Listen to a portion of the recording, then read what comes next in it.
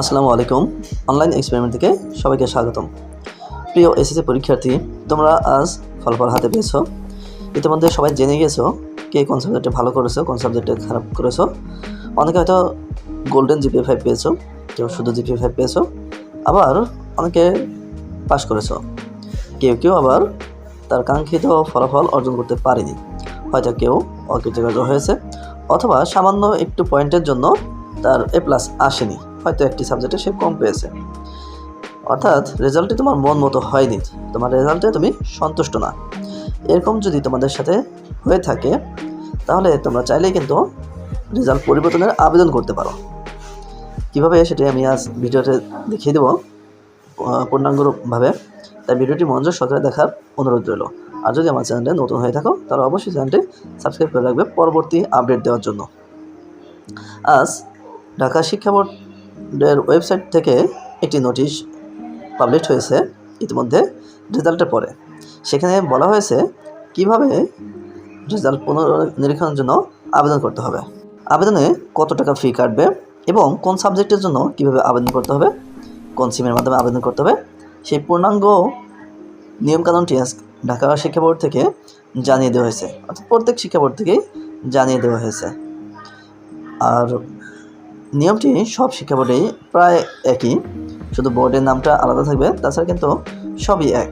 আর নোটিশটি সব বোর্ডে কিন্তু একরকমই ছাপা হয়েছে, তাই তুমি যে বোর্ডে হও না কেন তোমার কিন্তু একরকমই নিয়ম ফলো করলেই তোমার চলবে। আমি দেখিয়ে দেবো কীভাবে তোমরা সেই ফলাফল পুনরীক্ষণের জন্য আবেদন করবে। আর ফলাফল কী জন্য খারাপ হয়, এটি অনেক সময় হয়তো তোমরা পরীক্ষা খারাপ দিয়েছো সেজন্য ফলাফল খারাপ হতে পারে, কিন্তু অনেক সময় শিক্ষকদের ভুলের কারণেও রেজাল্ট খারাপ হতে পারে। অর্থাৎ শিক্ষকদের সময় দেওয়া হয় অনেক কম, সেই অল্প সময়ের মধ্যে তারা তাড়াহুড়ো করে খাতা দেখতে গিয়ে অনেক সময় খাতা দেখতে ভুল করেন বা মার্কশিট তুলতে ভুল করেন। কারণ মানুষ মাত্রই ভুল করে থাকে, মানুষ ভুলের ঊর্ধ্বে নয়, তাই মানুষের ভুল হতেই পারে। এই ভুলের খেসারত অনেক সময় স্টুডেন্টদের দিতে হয়।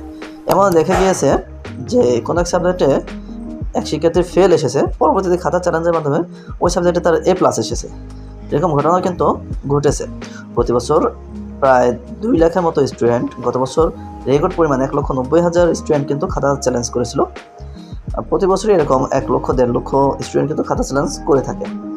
আর সবার রেজাল্ট পরিবর্তনও হয় না, কারো কারো রেজাল্ট পরিবর্তন হয়, যেগুলো ভুল হয় সেগুলো কিন্তু পরিবর্তন অবশ্যই হয়ে থাকে, নিরীক্ষণ হয়।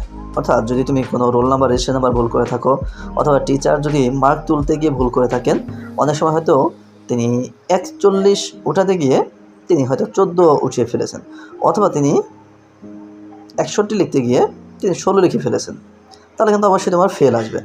এই বিষয়গুলোই তখন দেখা হয় যে আসলে সমস্ত প্রশ্নের নাম্বারগুলো ঠিকমতো তোলা হয়েছে কিনা, আর সমস্ত প্রশ্নের নাম্বারগুলো ঠিকমতো যোগ করা হয়েছে কিনা, আর বৃত্তগুলো ঠিকমতো ভরাট করা হয়েছে কিনা, এরকম নিরীক্ষণ করা হয় প্রত্যেকটি খাতায়, যে খাতাগুলো চ্যালেঞ্জ করা হবে। আর এর জন্য কিন্তু দুর্ভাগ্যবশত হলেও সত্য, অপ্রিয় হলেও সত্য, শিক্ষকদের কিন্তু পানিশমেন্টও হয়ে থাকে।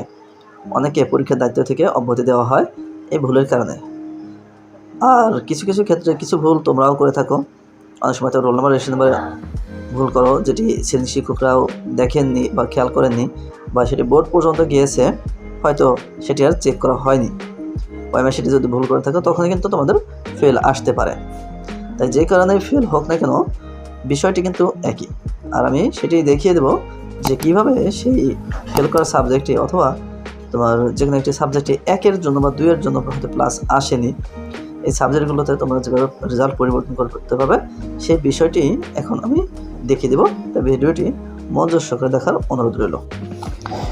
প্রথমে আবেদন করার জন্য আমার দরকার হবে একটি টেলিটক সিম, কারণ টেলিটক সিম ছাড়া কিন্তু আবেদন করা যাবে না। ঢাকা শিক্ষা বোর্ডের আজ ফলাফল প্রকাশের পরে যে নোটিশটি পাবলিশ হয়েছে সেখানে বলা হয়েছে শুধু টেলিটক প্রিপেড মোবাইল ফোন থেকে পুনর্নিরীক্ষণের আবেদন করা যাবে। আবেদন করতে মোবাইলের মেসেজ অপশনে গিয়ে RSC স্পেস বোর্ডের নামের প্রথম 3 অক্ষর স্পেস রোল নম্বর স্পেস বিষয় কোড লিখে সেন্ড করতে হবে 16222 নম্বর, অর্থাৎ যে নাম্বার দিয়ে আমরা ফলাফল দেখেছি সেই একই নাম্বারে কিন্তু মেসেজ পাঠাতে হবে। আর যদিও ফলাফল আমরা যে কোনো সিম দিয়ে দেখতে পারি, কিন্তু শুধু খাতা চ্যালেঞ্জের ক্ষেত্রে আমাদের কিন্তু অবশ্যই একটি টেলিটক প্রিপেড সিম প্রয়োজন হবে। উদাহরণস্বরূপ ঢাকা বোর্ডের কোনো পরীক্ষার্থীর রোল নম্বর যদি 1 2 3 4 5 6 হয়ে থাকে এবং গণিতের আবেদন করতে চাইলে মেসেজ অপশানে RSC space DSA space 1 2 3 4 5 6 space 109 অর্থাৎ গণিতের বিষয় কোড 109, সেজন্য এখানে 109 দিতে হবে। সেন্ড করতে হবে 16242 নম্বরে। ফিরতি SMS-এ আবেদন বাবদ কত টাকা কেটে নেওয়া হবে তা জানিয়ে একটি পিন প্রদান করা হবে। এতে সম্মত থাকলে মেসেজ অপশনে গিয়ে RSC space yes space pin space contact number যে কোনো মোবাইল অপারেটর লিখে সেন্ড করতে হবে 16242 নম্বরে। এখানে অবশ্যই তোমার সচল একটি সিমের নাম্বার দিয়ে দিবে, কারণ এই নাম্বারে কিন্তু তোমার রেজাল্টের ফলাফল পুনর্নিরীক্ষণের ফলাফলটি আসবে। অর্থাৎ যখন পুনর্নিরীক্ষণের রেজাল্টটি দেওয়া হবে তখন কিন্তু এই নাম্বারে একটি SMS আসবে। তুমি যে টেলিটক নাম্বার দিয়ে আবেদন করো না কিন্তু তোমার ওই নাম্বারে কখনোই রেজাল্টের মেসেজটি আসবে না। রেজাল্টের মেসেজটি আসবে এখন তুমি যে নাম্বারটি এখানে ইনক্লুড করবে সেই নাম্বারেই তোমার ফলাফল আসবে। তাই নাম্বারটি সতর্কতার সাথে অবশ্যই তোমার সচল সিমের নাম্বারটি দিয়ে দেবে। এখানে বলা হয়েছে, উল্লেখ্য পুনর্নিরীক্ষণের ক্ষেত্রে একই SMS-এর মাধ্যমে একাধিক বিষয়ের জন্য আবেদন করা যাবে। সেক্ষেত্রে কমা দিয়ে বিষয় কোডগুলো আলাদা করে লিখতে হবে। যেমন বাংলা ও ইংরেজি দুটি বিষয়ের জন্য আপনার টেলিটক প্রিপেড মোবাইলের মেসেজ অপশনে গিয়ে RSC space DSA space roll number space 101 102 107 108 প্রত্যেকটির মাঝখানে কমা দিতে হবে, অর্থাৎ 101 102 107 108। কারণ আমরা জানি বাংলা প্রথম ও দ্বিতীয় দুটির কোড নাম্বার হচ্ছে 101 102 এবং ইংরেজি প্রথম ও দ্বিতীয় দুটির কোড নাম্বার হচ্ছে 107 ও 108। তাই এই কোড নাম্বারগুলো লিখতে হবে। এক্ষেত্রে প্রতিটি পত্রের জন্য 150 টাকা করে ফি প্রযোজ্য হবে। এটি অন্য বছর 125 টাকা ছিল, এবছর 150 টাকা করা হয়েছে। আর আবেদন করা যাবে 13/5/2024 থেকে 19/5/2024 তারিখ পর্যন্ত, অর্থাৎ আগামীকাল থেকে 19 তারিখ পর্যন্ত আবেদনটি করা যাবে। তাই দেরি না করে আমরা যত দ্রুত সম্ভব অবশ্যই আবেদনটি করব। যারা রেজাল্টে সন্তুষ্ট নই তারা চেষ্টা করব আবেদনটি দ্রুত করে ফেলার জন্য। আর যদি তোমাদের কোনো সমস্যা হয়ে থাকে বা তোমরা যদি না বুঝে থাকো অথবা তোমার যদি টেলিটক সিম না থেকে থাকে তাহলে আমার সাথে যোগাযোগ করতে পারো। আমার কমেন্টে যদি তোমরা তোমার রোল নাম্বার রেজিস্ট্রেশন নাম্বার দিয়ে দাও তাহলে আমিও আবেদন করে দেবো।